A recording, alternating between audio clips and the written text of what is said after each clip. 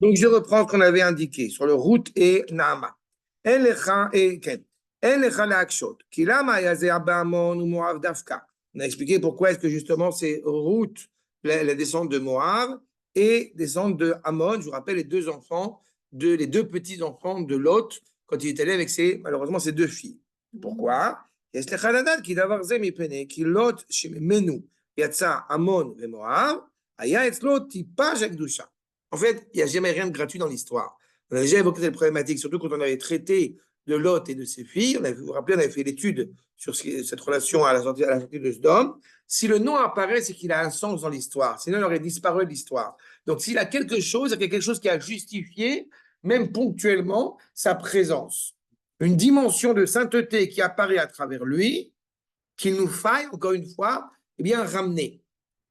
Toute cette thèse à chaque fois, comme dit le Raphaël Akadosh dans Parashat Kititse, les étincelles de sainteté, n'est-ce pas, la femme Yefet Toar, vous vous rappelez la femme qu'on veut ramener à la maison, qui est une femme sur le terrain du combat, et que derrière cette idée d'avoir amené une femme donc non juive à la maison, une otage, c'est en vue de ramener les étincelles qui sont éparpillées dans le monde entier.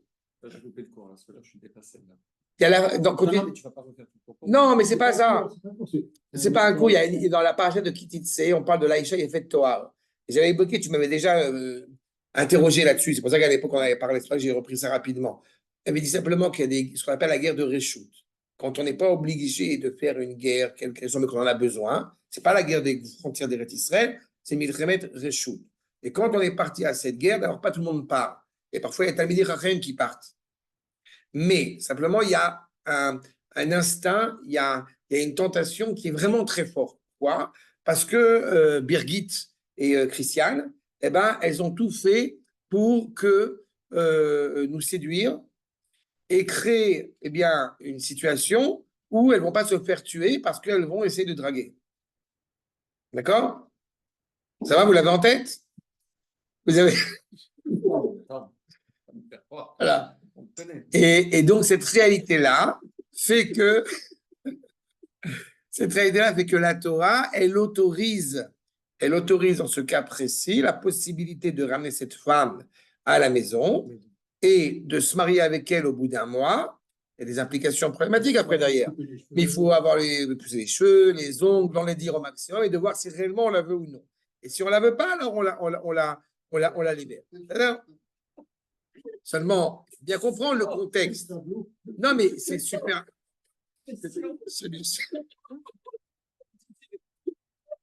Non, mais vous comprenez qu'à Hachem Irachem, la situation, elle est dramatique parce qu'on parle de la pureté du terrain, du machané, la pureté du terrain pendant la guerre.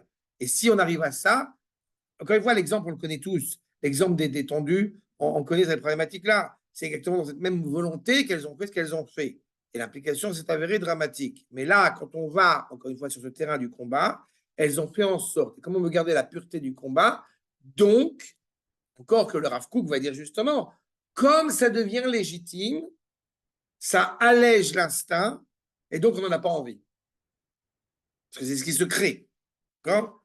Mais le fait est, c'est que la Torah, quoi, j'ai besoin de le rappeler à chaque fois, la Torah s'adresse à ce monde-ci.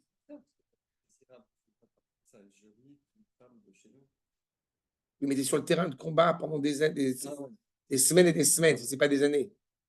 Tu es au bout du monde et tu dois conquérir une terre qui va être nécessaire à Israël. Okay. Et la femme qui est en face, elle a tout intérêt à se faire désirer pour ne pas être tuée.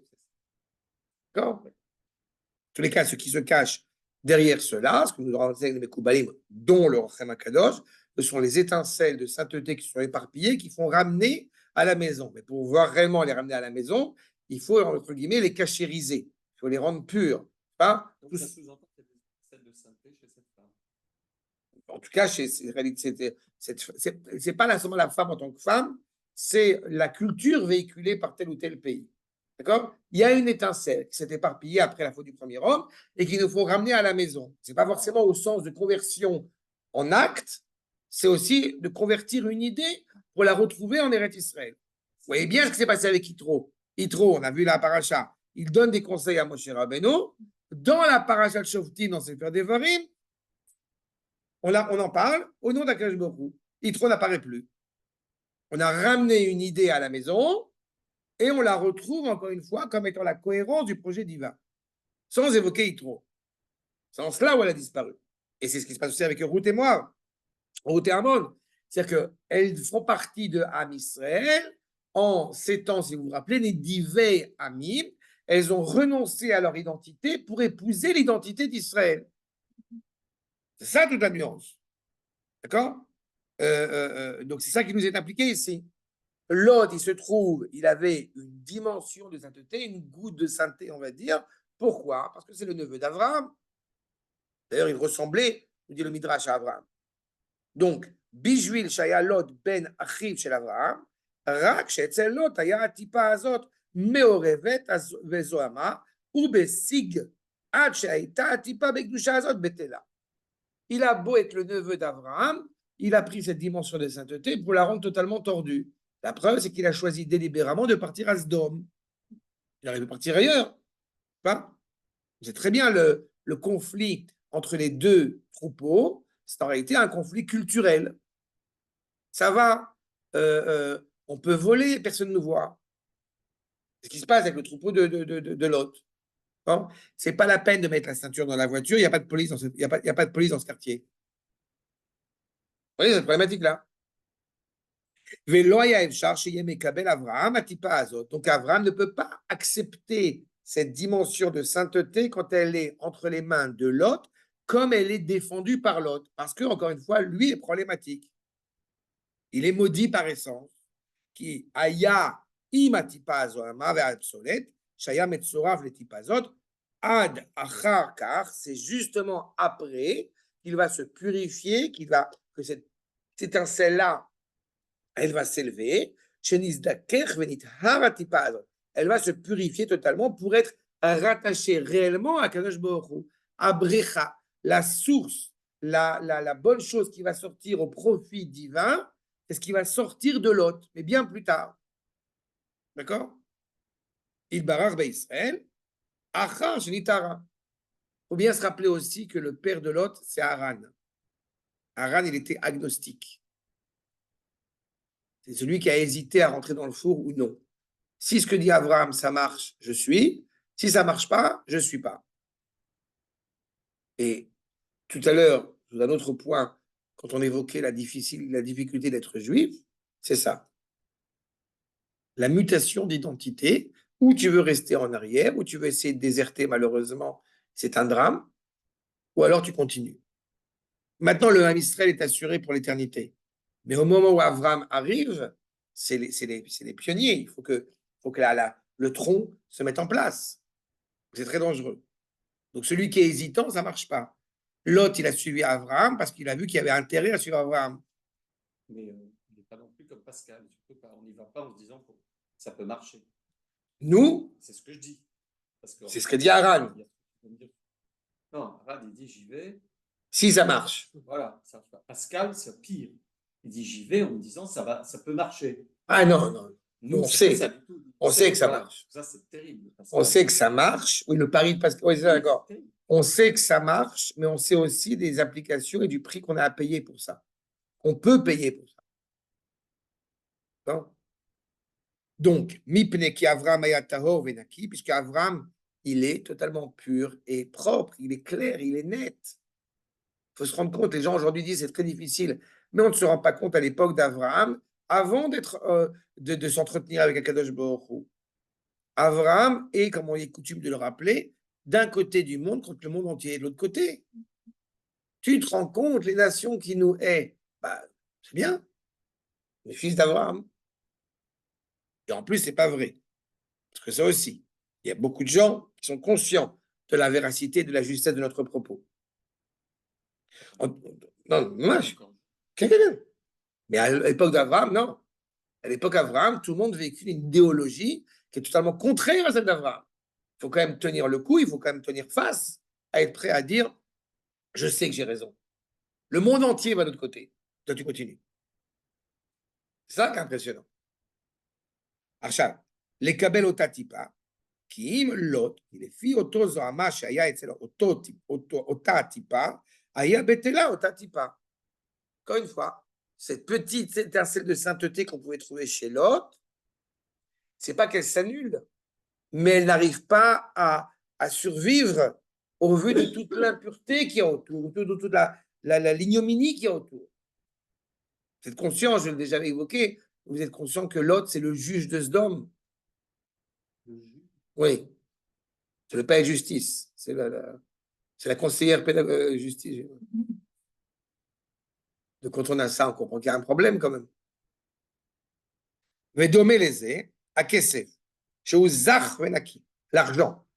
Hein? L'argent qui est propre, qui est pur, qui est beau.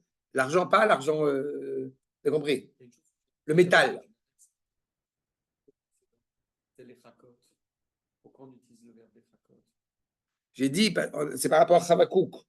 J'ai dit qu'on a dit Itmamea Hakelo. Hakelo, c'est que tu continues justement à parler. Tu continues à parler. Tu continues à parler de Gdusha et ça fait avancer les choses aussi. D'accord? Donc, l'argent qui est pur, qui est probe et terre, en lo mitziut rak besik. Et là, besik. En fait, l'argent, c'est un métal précieux. Ce métal précieux, il peut avoir des scories sur lui. Mais il ne perd pas de sa préciosité. Il suffit simplement de bien le nettoyer.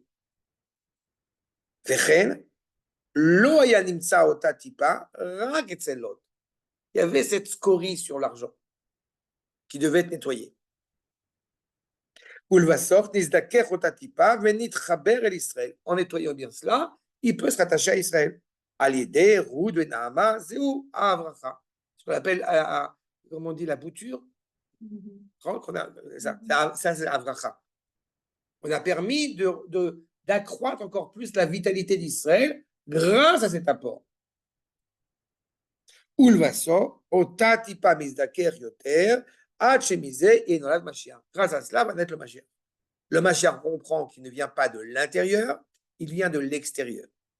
Mais il vient de l'extérieur, pas forcément un converti, mais un fils de converti, on a dit, ou un descendant de converti, puisque le Ben David semble descendant de converti, mais avec une volonté de se rattacher profondément à l'intérieur.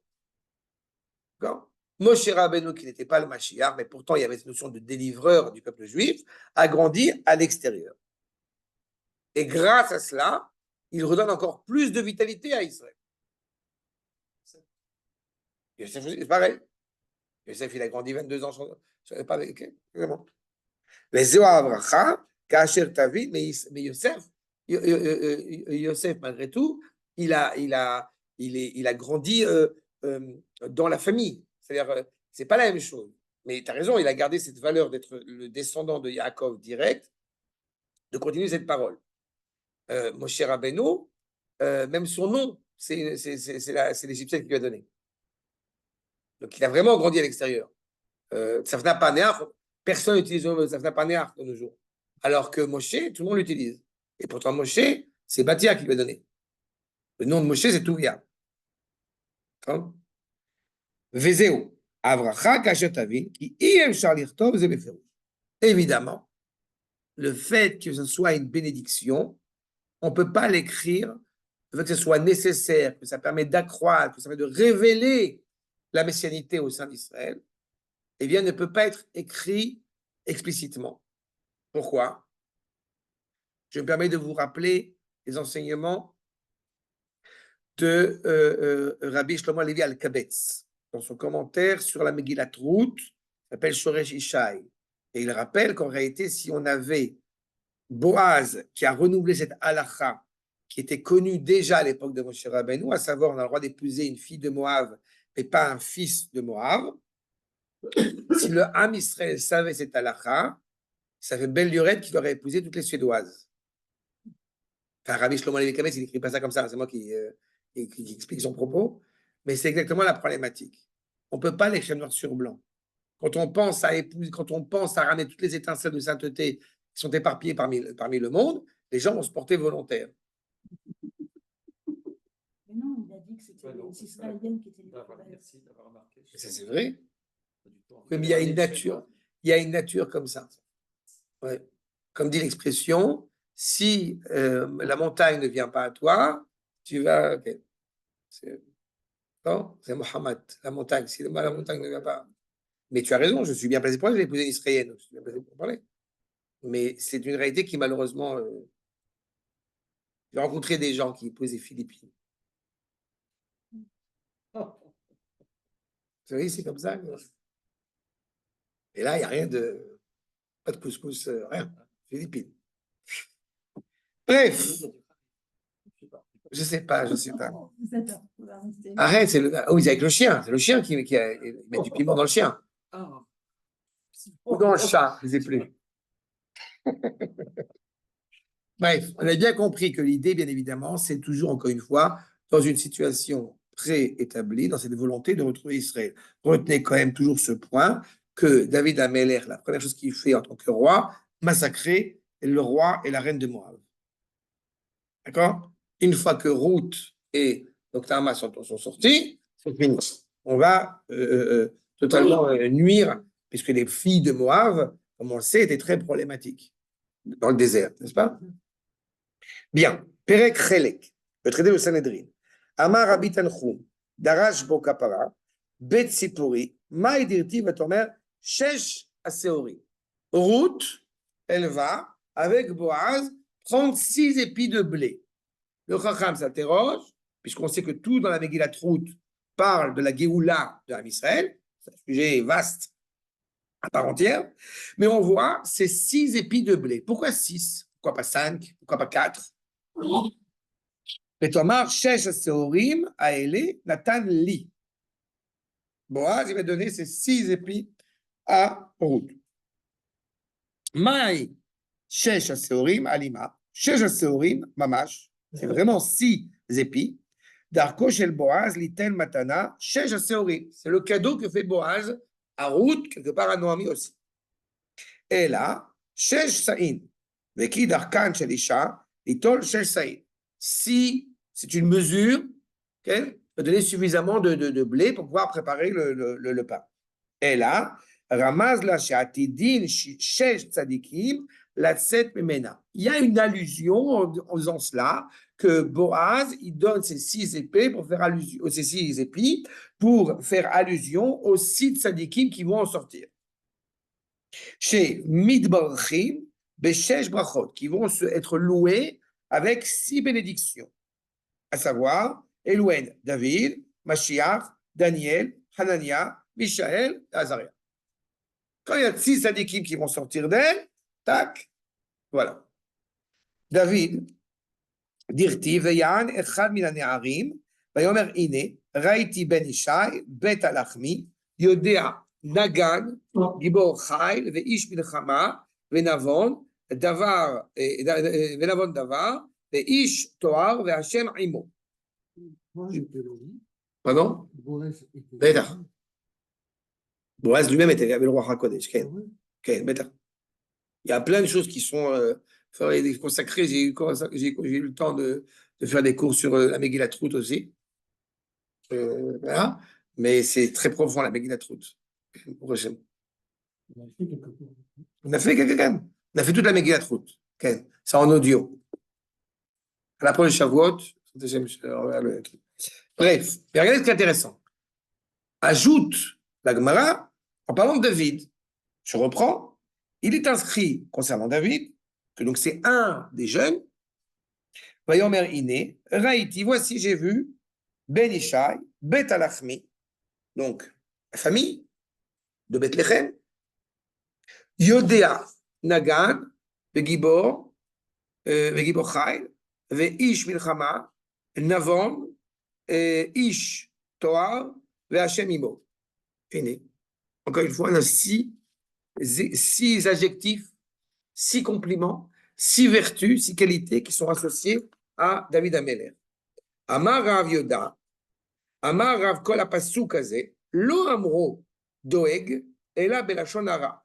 Il a voulu Doeg à Edomi, dire du mal de David, donc il a dit ces 6 en fait, qui se sont transformés en qualité, en vertu concernant David. Yodea Nagan, Yoda Lishol. il sait demander. Gibor Chayil, Shiodeh Hashiv. Il est suffisamment guerrier, il sait répondre. Pas seulement poser une question, il sait aussi répondre. Ish milchama, Shiodeh Lissav Eliten, Bemilchamta Shel Torah. Il sait se battre pour faire une guerre de Torah, pour faire une guerre qui a un sens. Vous comprenez que ce qu'a voulu faire Doeg à Edomi, c'est mépriser David. En disant, c'est quoi ce musicien qui ne sait rien? C'est quoi cet homme qui ne connaît pas la politique? C'est quoi il ne fait que se battre, mais en réalité, il n'est pas capable de diriger un pays, etc., etc. Et nos Chachaïm prennent ces différents adjectifs, ces différents attributs, sous un angle profondément positif. Navon, ça vient de la vie, de comprendre. Davar chez Mevin, Navon Davar, chez Mevin Davar, Mitor Davar, Ben, Bina. Il est capable de comprendre quelque chose de quelque chose. Il est capable d'analyser une situation. Ish Toar, chez Marepani Balacha. Il a une beauté extérieure qui en réalité dit que ce qu'il dit est en concordance pleinement avec la halakha, avec la volonté d'Akadosh Baruch Hu. Et donc, Hashem Aimo, Akadosh Baruch Hu est avec lui, sous-entendu, la halakha, comme il l'a indiqué lui, eh bien, elle est avec lui. Bechol Makom. David Amelech est quelqu'un, il faut toujours avoir en tête, David Amelech est notre inspiration, notre espoir, et il est la personne la plus idéale qui soit. C'est la Sphira de Malchut, je vous rappelle. Donc, ne nous laissons pas jamais avoir par ce genre encore une fois, de bêtises, que David n'a pas construit le Beth Amikdash parce qu'il a versé du sang et autre ineptie. D'accord? Il est l'homme, le roi, le dirigeant politique le plus approprié pour diriger le peuple par excellence. D'accord? La tribu de Yehuda. Maintenant, puisqu'on parle de David, évidemment, c'est Mashiach. Mashiach, Dirti, Venacha Alav, Roi Hashem. Il a le souffle divin qui est sur lui.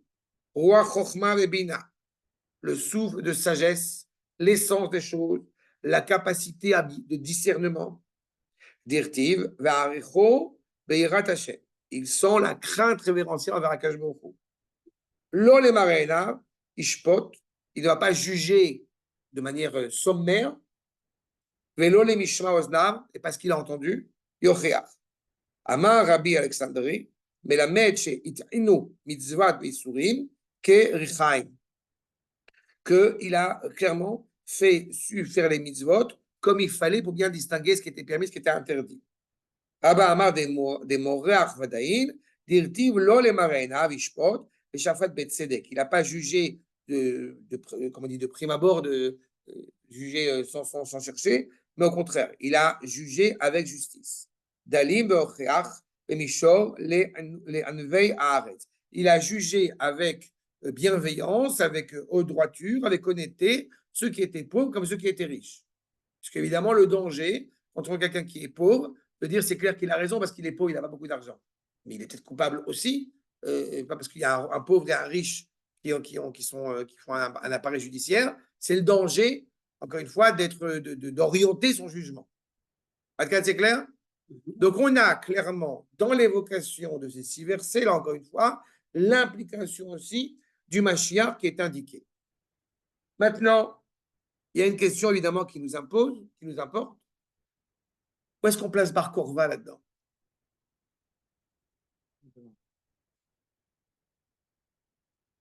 C'est Bar Korva. Vous savez qui c'est Bar Korva? Bar Korva, c'est celui qui va mener à bien et essayer de retrouver la cohérence et la fierté nationale de Am Israël. D'accord. Rabbi Akiva l'a nommé clairement Mashiach. Il semblerait qu'il soit le Mashiach ben Yosef et pas le Mashiach ben David.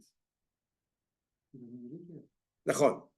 Mais il a cette dimension qui est essentielle. Mais ce n'est pas forcément encore Mashiach ben David. Mais il a une valeur extraordinaire. Il faut que j'essaie de réfléchir. Qu'est-ce qu'il y a de particulier? Parce que certains maîtres s'y sont opposés. Là, tu vois, pas moi qui le note. Il le dit. Regarde ce que dit le Maharal. Bar Koziva, Malach Tartin, Shanin Vepilgei. Bar Korva, il appelle Bar Koziva parce que ça vient de Kezev, de mensonge, qui semble-t-il était son nom réel plus que Bar Korva. Mais on va le transformer en Bar Korva. Pourquoi? Parce que Kochav Yaakov, l'étoile de Yaakov qui brille. Parce que Bar Korva, il a pris les armes et il a su se battre et rendre la fierté nationale. Il a dirigé pendant 2 ans et demi. Amar Lav et Rabbanan, Ina Mashiach, Ina. Voici le Mashiach. Amroulé, Be Mashiach Ketiv de Moréach, Vadaim, Kevan de Chazei de la Moréach, Vadaï Ketlou. C'est-à-dire que, qu'est-ce que nous dit clairement ici la Gemara? Comme il sent les choses et il a jugé. Et comme il a su, Kevan de Chazi, comme il a su voir, alors, semble-t-il, ils l'ont tué. Vadaïn Ketlou. Il a su juger celui qui était réellement condamnable de celui qui n'était pas condamnable. Celui qui devait être condamné était condamné, celui qui n'était pas condamné n'était pas condamné. Donc, a priori, c'était, semble-t-il, le Mashiach. Donc, l'historique romaine a tué Bar Korva. Parce que, semble-t-il, il était réellement le Mashiach. Il était réellement le Mashiach. Nous, non. Mais pourquoi il n'était pas le Mashiach? Parce qu'il a dit que c'est grâce à ma force. En réalité, il y a un danger. Ce que tu soulèves maintenant, c'est très important. Je vais dire 2 choses. La première, c'est qu'il aurait pu être le Mashiach si le Ham Israël l'avait reconnu comme tel. Mais le Mashiach, dans ce que je vous explique, c'est quand même une notion pas facile à passer. Non, mais c'est super important. Après, ce que je comprends, c'est une fonction. Donc, pour répondre à ce que tu dis, Nathalie, quand tu dis si c'est le Mashiach, elle ne peut pas le tuer, mais le Mashiach étant une fonction, elle peut être incarnée. Oui, mais elle doit être incarnée par quelqu'un qui a réussi à mettre en place cette fonction. C'est que potentiellement, c'est que potentiellement, il aurait pu être le Mashiach. Comme être Premier ministre, je ne peux pas être Premier ministre en dehors d'un vote. C'est une fonction. Sauf que là, le Ham Israël n'avait pas suffisamment confiance en lui. Donc, il a été tué. Il n'aurait pas été tué si le Ham Israël avait suivi Bar Korva. 24 000 élèves de Rabbi Akiva ont suivi Bar Korva. Mais malheureusement, le peuple n'a pas suivi Bar Korva. Ce que tu soulèves maintenant, Mechila, c'est très important, supplémentaire, par rapport à... Non, c'est pas Mechila en mode... Non, c'est très important que tu soulèves maintenant. C'est la problématique des religieux. La problématique des religieux, c'est justement de dire Dieu est pourvoir. Bar Korva, il demande quoi? Vous enlevez les tefilines de la tête. Oui. Parce que ce qui est dangereux, ce qui est une bonne chose, c'est aussi très dangereux. Comme on a confiance en Akadosh Baruch Hu, on n'agit pas. C'est les religieux que je vais conduire n'importe comment sur la route. Voilà. Il ne peut rien m'arriver, j'ai fait la prière. D'accord? Mais j'ai toujours dit que c'était profondément insupportable de Bezrat Hashem, Blineder, Bezrat Hashem, Imirza Hashem, si tout va bien, s'il ne pleut pas, si on a l'arc-en-ciel et que Bezrat Hashem. C'est terrible. Parce que ça engage la personne à ne plus se prendre de responsabilité sur ses actes et sur sa parole. Quand on est engagé sur quelque chose, on essaie de s'y tenir. On peut ne pas réussir à s'y tenir, ça peut arriver, mais il ne faut pas... voilà, on a banalisé la parole grâce à ce Bezrat Hashem. Grâce à ce Blineder, c'est bon, je suis tranquille. Et je trouve qu'il y a un problème là-dedans. D'accord? Bar Korva, il rentre dedans. Est-ce que le Bachar Ben Yosef ne doit pas mourir au cours d'une guerre? Alors, à la vérité, le Gaon de Vilna déjà s'est exprimé sur le sujet, le Rav Kook aussi en parle. Si on parle du Mashiach Ben Yosef comme étant une période, alors il pourrait ne pas mourir. Il pourrait simplement passer à la phase suivante, c'est-à-dire le Mashiach Ben David qui arrive. Non, Mashiach Ben Yosef, c'est un mouvement, ce n'est pas une personne. Mais malheureusement... Là, c'est bien. C'est pas dans une fonction. Non, Mashiach Ben Yosef, Est-ce qu'il est rond? Il est rond. C'est un œuf. Non, le Mashiach Ben Yosef, c'est un processus. On l'a déjà dit souvent. Mashiach Ben Yosef, c'est un mahalach, un processus. Ce n'est pas une personne. D'accord? Mashiach Ben David est un premier ministre, fils de David, qui a fait les 3 rôles qui lui incombent. Et le Mashiach Ben Yosef, c'est une période historique. Ce que nous aspirons, c'est qu'on n'ait pas besoin que le Mashiach ben Yosef meure pour permettre l'apparition du Mashiach ben David. Seulement, malheureusement, je vais le dire en langage très moderne et très courant, très contemporain pour qu'on comprenne bien, malheureusement, il y a eu les accords d'Oslo. D'accord? Les accords d'Oslo ont tué Mashiach ben Yosef. D'accord? C'est cette problématique-là qui est entendue. On ne peut pas le tuer, il reviendra d'une autre façon. Non, mais c'est fini. C'est fini. pas Mashiach ben Yosef est une période. C'est vrai qu'on avait besoin des deux, quelque Non, on a besoin des deux, mais pas en même temps. Mashiach ben Yosef, c'est une période historique qui sont les eaux de Yosef, Yosef Gematria Tzion, où Am Israël revient sur sa terre. C'est l'idée de revenir sur sa terre. Quand Yosef et Ben Ishai sont en train de demander à Kadosh Baruch Hu qui est en tête, réponse d'Akadosh Baruch Hu, Ben Ishai. C'est David qui est en tête. Ça ne peut pas être Yosef. Shaoul, comme son nom l'indique, Allah, la royauté de Shaoul, donc de Binyamin, elle ne pouvait être que ponctuelle. D'accord? Et donc, il ne pouvait y avoir que David après. En tout cas, descendant de Yehuda, et se trouve David. Et dès qu'on a la royauté de David, c'est une dynastie, et s'il n'y a pas d'erreur, il n'y a pas de faute, malheureusement, comme ça a été le cas chez les descendants de Shlomo, alors la royauté de David se perd. Mais à la base, la royauté, elle est réservée, l'Otechokek Shevet mi Yehuda, la royauté, elle est réservée à David, elle est réservée à Yehuda. D'accord? Mais le fait est, c'est qu'il y a un rôle essentiel dans la messianité défendue par Yosef, mais qui est ponctuel, mais qui n'est pas obligé de mourir. Seulement, elle meurt quand on n'arrive pas à pouvoir permettre au fils de Léa de poursuivre cette route. D'accord? Donc, Daniel, j'avance juste sur ce point, Daniel, Hanania, Mishaël, Veazaria, Dirtiv, Baou Yeladim, Asher En Baem Kolmum, Vetove Mare, etc. Tous ces prophètes aussi qui ont donné leur vie pour l'âme Israël, eh bien, on nous dit, sont les enfants qui n'ont aucun défaut, qui n'ont aucune scorie en eux. C'est intéressant parce qu'on met en évidence ici, on met en parallèle ici Bar Korva d'un côté et Michel Vazaria de l'autre côté. Vous avez quelqu'un qui est peut-être problématique au niveau coranique, mais qui a rendu la fierté nationale au peuple à un moment donné précis. Et on a Michel Vazaria qui sont des êtres exceptionnels, qui évidemment ont donné leur vie pour l'âme Israël, qui eux, à titre individuel, sont des êtres pleinement reconnus, élevés par la Torah.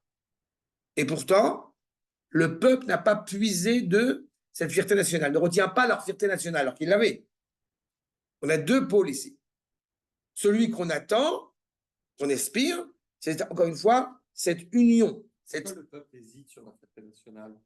Parce que malheureusement, c'est ce qui se passe, que tu vois bien jusqu'à aujourd'hui, quand on parle de la spiritualité, parce que c'est un triangle. C'est ce qu'on appelle le Rav dans Oroth, sur le fait que tu as un triangle qui est, encore une fois, c'est-à-dire la dimension humaine, la dimension spirituelle et la dimension nationale.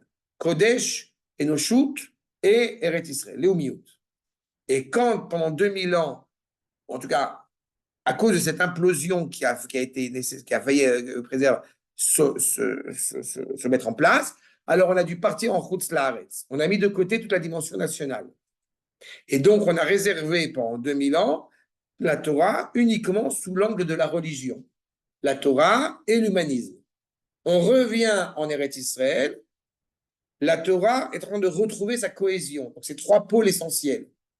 Seulement, comme c'est ce qui se passe, quand on donne de la force à la dimension de la nation, alors il y a les deux autres forces qui se sont rejetées, se sont encore une fois mises sur le banc de touche. Et donc, il est impératif de négliger ni la réparation du monde, ni Eretz Israël, ni la Torah. Et donc, certains êtres que tu peux trouver en Israël et pas que, vont être très axés sur la Torah, mais ne leur parle pas d'humanisme, ne leur parle pas de l'humanité, ne leur parle pas d'Eretz Israël. Certains sont très axés sur Eretz Israël, mais ne leur parle pas de Torah. D'autres sont très axés, on va les appeler la gauche, un peu dans sa dimension noble, sont très axés sur la réparation du monde, mais surtout, tu ne leur parles pas de Torah ou tu ne leur parles pas d'Eretz Israël. Et en réalité, la Torah, elle implique ces trois pôles essentiels indissociables l'un de l'autre. D'accord? Et c'est ça toute la difficulté. Tov, Adkan, c'est ce que dit la Gemara. Le prochain cours présentation, on va expliquer cette relation Bar Korva, Daniel, Azaria, tout ça, on va développer ça la semaine prochaine. C'est clair? Beuchim Tiyu,